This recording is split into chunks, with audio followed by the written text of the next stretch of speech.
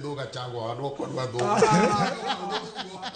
But gimang'eyo ni ODM ok en chama mar jaluo kende.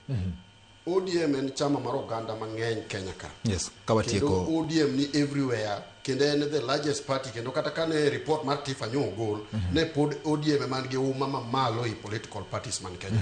So gima na adwa kwayo, ne akwayo jowa manie party leadership. Moyier koso mo? Manyo yier nikech ODM nyocha oseyiero leaders mage.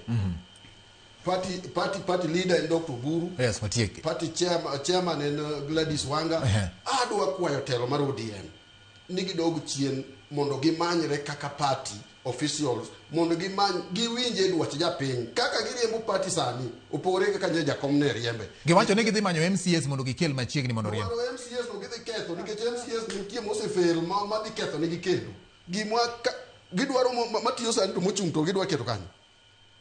Sama imanyo matiyo to osefail ma japiny ok dwar to mochung' tidwa keto kanyo.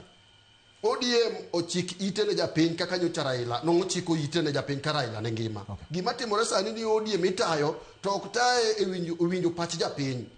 Emomiyo gik moko dhi adhiya kombo e luorruok mineno ka ji gore left and right.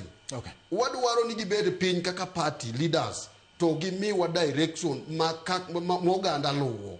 Nikech gima timore sani to inyo chuny oganda. Ene party onge kumora mora munyalo dhi e lweny kionge gimidhigo e lweny. Girwa modhigo e lweny 2027 en ODM. To kokethe sani bati jaluo idhi nyier mbele kamolo kaka osenyierwa. Kidi kawatieko wach mar pogruok gi weche miwacho ni koro nyaka rit samoro bura mar ODM.